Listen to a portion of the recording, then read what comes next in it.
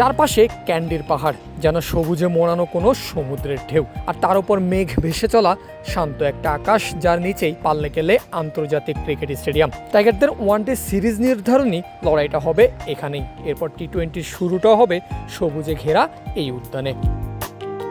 Candy শহর থেকে মাত্র 13 কিলোমিটার দূরে পাহাড়ে ঘেরা উপত্যকার মাঝে অবস্থিত এই স্টেডিয়াম যেন এক নৈসর্গের সৌন্দর্যে মোড়া স্বপ্নের উদ্যান।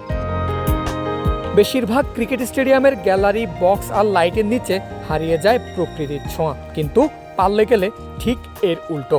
স্টেডিয়ামকে যেমন চারপাশ দিয়ে ঘিরে রেখেছে ঘন সবুজের পাহাড়, সেই সবুজের অরণ্য একটুকুও হারিয়ে যায়নি কংক্রিটের আড়ালে। পাল্লেকেলের গ্যালারির প্রায় অর্ধেকেরও বেশি জায়গা জুড়েই আছে সবুজ গ্যালারি।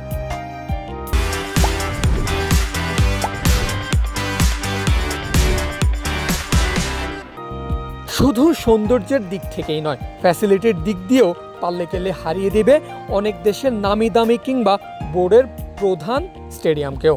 পাহাড়ের কোল ঘেঁষে এখানে রয়েছে অনুশীলনের জন্য বিশাল নেট ফ্যাসিলিটি, আছে ইনডোরের আলাদা ভবন, সেখানে আছে সুইমিং পুলও।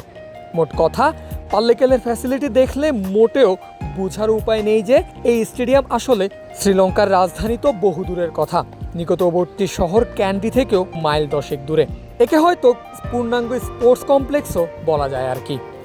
নয়নাভিরাম এই মাঠে এখন পর্যন্ত 3টা টি-20, 2টা ওয়ানডে, টোটাল 5টা ম্যাচ খেলেছে বাংলাদেশ, যেখান থেকে খুবই স্বাভাবিকভাবেই দুঃখের সংবাদই বেশি এসেছে। বাংলাদেশ 4টা ম্যাচেই পরাজয় বরণ করেছে, জয় একটা ওডিআইতে শুধু। তবে সেই ওডিআই ম্যাচটাই বাংলাদেশ জিতেছিল ইতিহাস গড়ে 2013-র শ্রীলঙ্কা সফরে টাইগারদের।